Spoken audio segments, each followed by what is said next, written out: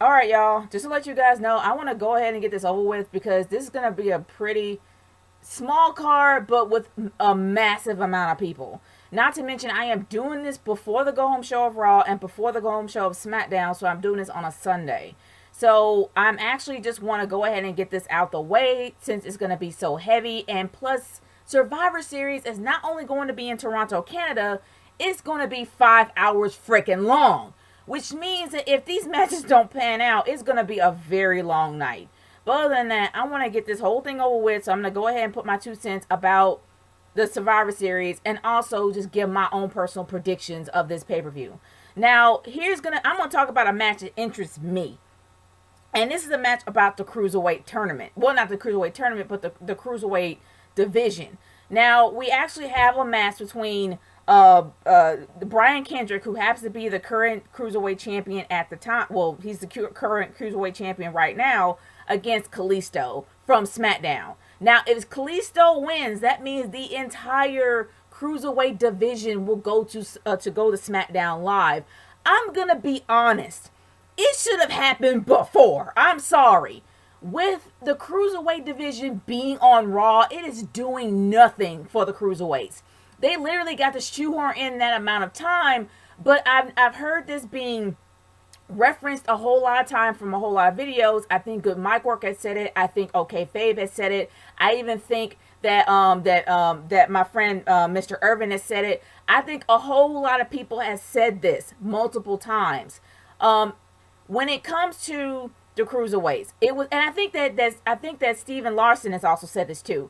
When it comes to the cruiserweights and WCW, they actually did put them at the beginning of the show to get everybody pumped and amped for the entire night. Because if the matches fall flat, they still have enough energy to go through it. Plus, they were probably less than maybe 2 hours for the entire show. So WCW did it right. Raw is doing it wrong because Raw is putting them at the end of the entire show, pretty much close to maybe the mid 2 hour, beginning a 3 hour mark, and you're already dead by then. Like, you're literally exhausted and bored out of your mind, especially if Raw is bad. So they're not doing the cruiserweights any type of justice being on Raw. It would have made sense a long time ago to have the cruiserweights on SmackDown because SmackDown doesn't really have a lot to deal with. I mean, they have enough women, but they just don't really have enough going on. They don't have enough on their roster. So it makes sense to put them on there. Plus, since SmackDown is the better wrestling show, they have enough people to actually make a decent storyline, as well as having their own personal division and enough people on the division to have enough people in the cruiserweight frame, since it's like 205 his 205 Live. And I think the 205 Live is probably another connection of SmackDown. But other than that, I really do think it's a good choice. So I'm really rooting for Kalisto to win. I actually do see Kalisto winning because it's not working on Raw. It's going to work better on SmackDown. That's just my humble opinion. I see Kalisto beating Brian Kendrick. It made no sense to put the belt on Brian Kendrick in the first place. I'm sorry, it didn't. It would have been a better build to have him wait a little bit longer for him to be champion before putting the belt on him and taking away from TJ Perkins, who worked his butt off at the Cruiserweight tournament to get that belt. He should have had it for at least maybe 3 or 4 months and actually fought for it for three or 4 months. I've had maybe a healthy reign, but in my opinion, I don't think TJ Perkins had it long enough. But other than that, I think it would make more sense for him to lose the belt in order for it to go to SmackDown. Plus, he's going to probably go to SmackDown anyway, as well as it's going to open up a lot of people for the Cruiserweight division to go to SmackDown. So I think that'll be the best way to go. My vote actually goes to Kalisto for the win. I've talked a little bit too much about that, but I'm going to move on to the next match. The Intercontinental match was Sami Zayn versus Dolph Ziggler. My guess is that Sami Zayn, since he represents Raw, is fighting Dolph Ziggler. If Dolph Ziggler loses the belt to Sami Zayn takes it back to Raw. But here's my overall theory for this. They have done nothing with Sami Zayn except pairing him up with Kevin Owens, and they put all their focus on Kevin Owens but did nothing with Sami Zayn. I would not be surprised that even if Sami Zayn does win the title, that Sami Zayn will actually go to Shane and Daniel Bryan to be on SmackDown. So other than that, the IC Championship is not going anywhere. I really do believe that Sami Zayn is going to defect from Raw and go straight to SmackDown. So it's going to stay where it's at. So whoever wins is going to be good for the title because Dolph Ziggler has put on an amazing match with him versus The Miz. They actually did make the IC title feel like it's worth something again. I'm not gonna lie, him actually holding the belt now is it kind of diminished a little bit because the feud between him and the Miz was great, but now it's starting to lose a bit of steam. We all know that Sami Zayn is amazing. Plus, it's gonna be in his hometown. It's gonna be in his home country of Canada. So honestly, I hope that Sami Zayn wins here. But we know what they do with hometown heroes. We automatically assume that they're going to lose. But I really am hoping that it's wrong here. I'm hoping that Sami Zayn does win in Canada, and he still keeps the belt at SmackDown because he chooses to stay at SmackDown. It would benefit Sami to stay on SmackDown than it would be to go on Raw. Because it would have made sense in the beginning at the draft for Kevin Owens to still be on Raw, since he's a heel and all, and for Sami Zayn to go to SmackDown because he's being eclipsed. So in my opinion, I still vote for Sami Zayn for the win, even though it might be Dolph, because we've seen this before. We've actually seen hometown heroes lose. Hence Sasha Banks at Hell in a Cell in her hometown of Massachusetts, or home state of Massachusetts in Boston. So her hometown of Boston, she ended up losing. We know hometown heroes always lose, but I'm still rooting for Sami for the win, even though it might be Dolph. I'm just going to say that. But anyway, let's move on to the next match. I don't know what the actual kickoff match is going to be, and I'm not going to watch it, but good grief, there's a lot of tag teams in this. So I'm just going to try to run them down the line as best as I can. We got Team Raw versus Team SmackDown, a 10-on-10 traditional Survivor Series tag team match. We got the Hype Bros. We got whatever Heath Slater and Rhino is supposed to be. We got the New Day. We got Enzo and Cass. We got the Usos. We got the American Alpha. We got Febreze. I'm still calling him Febreze. I'm sorry. It's more fun to call him Febreze than I don't know where they are now.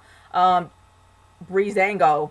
And then we also got Samus. We got Sheamus and Cesaro. We got the people that sell. I told you there's so many people that my brain's getting locked up. We also got the Club, or Anderson and Gallows, and we also got the Shining Stars. Hence, them selling timeshares and all that. It's kind of funny that we don't really see Awesome Truth on this list, and I'm kind of happy because they kind of ran their course. I'm so done with them. But other than that, they are not in this tournament, but they did sell their spot, but they did lose to the Shining Stars this past Raw. So, yeah, that was bound to happen. So we have all these tag teams. Who's going to win? I really don't know. It's going to be chaos, man. 10-on-10, it's going to be chaos. Do I honestly see Rhino and Heath Slater losing? No, because Rhino did not win his election for mayor in his hometown, so I don't think he's going to be leaving anytime soon. So they might keep the titles. But honestly, it's not, honestly, it's not really a title thing, because you got the tag team titles on both ends being a part of this Survivor Series. So, yeah, who's going to win? I'm rooting for SmackDown. I am a SmackDown fan. I am not a fan of Raw. I am all for SmackDown. I hope that SmackDown dominates. But let's put it this way. When it comes to SmackDown, SmackDown has the better wrestlers. I'm sorry. When it comes to Raw, they have the best entertainers. But when it comes to SmackDown, they got the better wrestlers. I'm sorry, they do. You got American Alpha, who are chief when it comes to wrestling, in my opinion. That's just me. You got the Hype Bros. Say what you want about their gimmick, but the Hype Bros can go. I mean, Zack Ryder has impressed me more than once, and Mojo Rawley comes out of nowhere. So they're both of them are the best. When it comes to Breezango, and I think Breezango, when it comes to Breezango or Febreze, whatever, Fandango has gotten a lot better in the ring. Tyler Breeze has always impressed me on NXT. So honestly, they're really great. The Usos are dominant as heels. I love them as heels. Oh my gosh, they're amazing as heels. And when it comes to Heath Slater and Rhino, Heath Slater has by far impressed me. And his build was amazing. It was. I absolutely loved his build and what they did with him. Rhino added into the mix was even better. Their storylines are a lot better because their storylines are a lot more spread out and they actually do think towards the future. Their wrestling skills are far superior than what's on Raw. I hate to say it, but it's what it is. The only people that I can say that can really go on that team is Sheamus and Cesaro. I can't say that about the New Day. The reason why is this. Because you only see two people of the New Day wrestle all the time. Occasionally you'll see Xavier Woods up in there, but you don't see him in there all the time. You usually see Big E and Kofi. So I can't really say that they're the best because it's always one guy out. When it comes to Enzo and Cass, you know that Enzo is not that great. He's not that great in the ring, but he's amazing on the mic. Big Cass is the chief wrestler in that entire group. When it comes to the Shining Stars, they're okay, but they're subpar. They're like average compared to everybody else. And as for the club, Anderson and Gallows, we know how chief they were when they were in New Japan. I don't know what happened now. They can't be as dominant in New Japan as they are in the WWE. They have literally had to be watered down. So, but they are pretty boss when it comes to the wrestling skills. I'm not going to lie. So you got two people out of that 5-person squad that are chief wrestlers. Everybody else are entertainers. But you got the entire SmackDown side that are better wrestlers than the ones on the Raw side. So my opinion, it goes to SmackDown. SmackDown is going to be chief in this match. I'm just saying. Raw does not need to win here. It don't make no sense for them to. But let's move on to the next match. And the next match is the Team Raw versus Team SmackDown 5-on-5 Traditional Survivor Series Women's Elimination match. Probably because SmackDown has more women than Raw. So they don't really have that much to go on. Let's be honest. When it comes to Raw only got 6 women. SmackDown got 8. They had to leave 2 people out because they had too many. While Raw didn't have enough. That's messed up. I just had to laugh about that. I'm sorry. You got the queen, you got the boss, you got the beast or beastess, or maybe, I don't know, giantess, beastess, whatever. You can say you got the beastess, you got the boss, you got the hugger, you got the queen, and then you got Alicia. I'm sorry. Alicia Fox. No. But she's far better than Dana Brooke. I'm sorry. She kind of is. I hate to say it, but when it comes to Alicia Fox, her title reign was boring and forgettable. Her moves in the ring are extraordinarily stiff, and she works off of her emotion. When you hit her, she gets pissed off and she goes all ratchet on you. Like, seriously. And her ratchet gimmick has practically ruined her. So that's why I got no love, let alone no respect for Alicia Fox's character. But her being there is far better than Dana Brooke, because Dana Brooke can't get nothing right. No matter what she tried to do, her self-esteem is dead. So it's either her or Dana Brooke, and there's really no option here. It's just what it is. It's either Alicia or Dana. You had to stick with Alicia, because she's far better than Dana. So you got all these women. And then you got, of course, you got a Bella. You got a Trish Stratus lookalike. You got the athletic one. You got the fighter. And then you got Carmella. I'm sorry.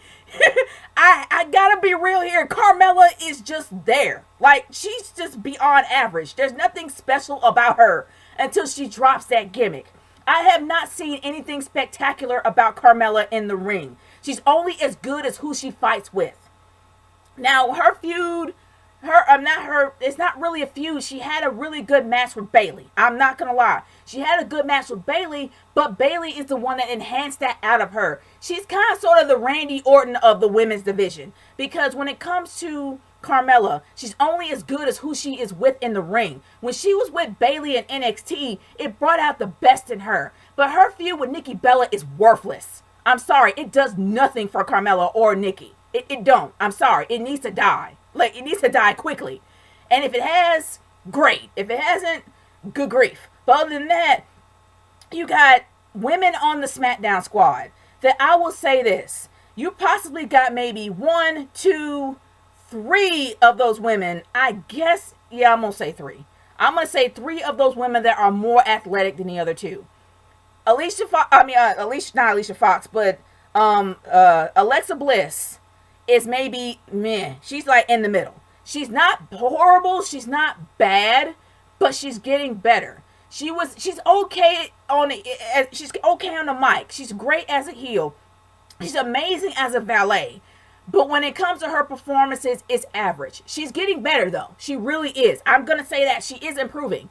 But Carmella is just there. Like, she is just an entity that is just there. Like, she is maybe, you could probably say that she's a phantom. You know that she exists, but you just ignore her. Like, I'm just saying that. She's somewhat like a ghost. I hate to say it, but she is. So you could probably say that maybe 3 of those women out of the 5 there have more athletic skills than the other 2. When it comes to the Raw squad, you have 4. Okay, maybe, I'm going to probably say Alicia Fox is a bit stiff and very wooden at times. But she can somewhat go. But all I can say is out of the 5 of them on Raw, you got 4 chicks that can go. You got 4 chicks that are really, really good at what they do. Far better than Alicia Fox. So for Alicia Fox, for their Raw's 1, that's subpar, to SmackDown's 2, that's subpar. I'm sorry for this. I gotta give it to Raw. I hate to say it, but by far, Raw seems the most superior when it comes to the women's division. Even though they're less in number, they got more draws. They got more chiefs on that team than SmackDown. You got only 3 chiefs on SmackDown. I can't account Natalya for anything. I can't say Natalya is a chief. I can't even say she's a boss. She's just, ooh, and I hate to quote my friend Prince, a role player. She's a role player. She's not even a queen, a chief, or a boss. She's just a role player. So you got possibly 3 chiefs on that team and 3 athletic women on that team compared to the 4 in Raw. So yeah, Raw, my choice goes to Raw for the win. I love SmackDown. But the women's division on SmackDown, even though they're better in number, they don't know what to do with them. And you only have 3 chiefs in the entire bunch.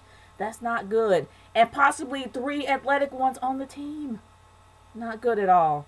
So yeah, my vote goes to Raw for the win. Moving on from there to the traditional Team Raw versus Team SmackDown 5-on-5 Men's Survivor Series match.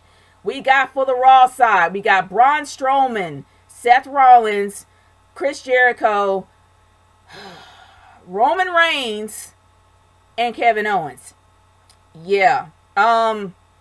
We got them, and we got the SmackDown side, which is odd in itself. You got AJ Styles, Dean Ambrose, Bray Wyatt, Randy Orton. Oh gosh, I can't believe I'm saying this. Shane McMahon. See, okay, before, I'm not gonna lie, for WrestleMania 32, I was all hyped up to see Shane McMahon versus Undertaker. I was hyped up to see that because I knew that Shane knows how to throw amazing spots. But as for being a wrestler himself, and honestly, after listening to Adam Blampier's version of his opinion over that match, I'm not gonna lie, he has a point. When it comes to the match itself, it only had as much of momentum as it could have, but then it died out very quickly. The only thing that made that match amazing was the amazing spot that Shane McMahon did, sacrificing himself to try to take out Taker when he took himself out. That was an amazing spot to witness for somebody who was there. But honestly, when it comes to matches, he's not that good. He's not. He's not a wrestler. He's not a trained wrestler. He can throw amazing spots, get you to remember the match, but the match itself is always poor, or at least average. But in this case, you know that Shane has something up his sleeve. I highly doubt that he's going to be the guy to be a part of this match. But we said the same exact thing about Hell in a Cell, and he actually went on through with it. He went through with it completely. He didn't have somebody taking his spot, so there's a chance that he might just go on through with it. So, honestly, in my opinion, it could be 2 things. Number 1, Shane McMahon might have a substitute, somebody we have never knew was going to even be there. Or, number 2, he could actually take a part in this match. Other than that, I do not see the team winning with Shane McMahon at the helm. Shane McMahon has something up his sleeve. You know he's going to have somebody take his spot, or, yeah, he's going to have somebody take a spot. I'm just going to say that. Shane ain't stupid. He's not a moron. The only reason why he actually took part in that whole Undertaker match is because he had to do it. because he wanted to take over Raw. And if that was the reason, that if he had to go through that and actually do that for a reason, he had a reason to do it because he wanted that company. So yeah, he went through with it for that reason. He didn't have a substitute. He didn't want to look like a coward. So he actually did it on his own. At this point, it's his brand that is up for grabs for bragging rights. So if he knew he wasn't going to win here, he's going to have somebody else to take his place. That's my own personal theory. I don't think Shane's going to go through with it. I think Shane's going to have somebody else to take a spot. But I've said enough of that. Who do I think is going to win? If Shane stays there, Team Raw. If Shane gets a substitute, Team SmackDown. There you go. That's my predictions right there. Not really down the middle, but it's what it is.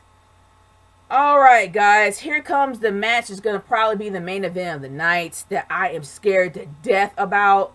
Well, not really scared to death about, but I'm concerned about this match. For all those that have witnessed WrestleMania, I think it was WrestleMania 20. I think it was WrestleMania 20 or was it WrestleMania 20? It was in one of those WrestleManias. I can't remember right off the top back. If you know, leave in the comments below. But other than that, we got Brock Lesnar versus Bill Goldberg in a rematch. That's supposed to be the rematch of the freaking ages. They have been literally talking about this match for a long time. They have literally been saturating all kinds of vignettes, all kinds of commercials about this. And they even hinted it in the 2K17 game for one of the commercials with Goldberg coming out and then with him seeing Suplex City in the background. Honestly, I have major concerns about this match because we both know how Brock Lesnar acts. If Brock Lesnar's on his way out, he's not going to perform well. He's going to be a bit of a diva. And as much as I love Brock Lesnar, he has a tendency to be a bit of a diva when he's ready to go. Same thing with Bill Goldberg. He's not innocent in this. He was ready to go too. And he had the same demeanor and same actions as Brock Lesnar. Do I really think that they're going to go? Possibly. But do I think he's going to go further than that? No. When it comes to Bill Goldberg mentions the fact that he beat Brock. But that was one of the worst matches of history. Worst matches of WWE history. Terrible. Not even Stone Cold Steve Austin can freaking save it. It was that bad. They spent 10 minutes staring at each other. Seriously. But other than that, I'm not going to relive that gaudy monstrosity of a match. I'm going to talk about this match here. They've had so much beef. So much built up.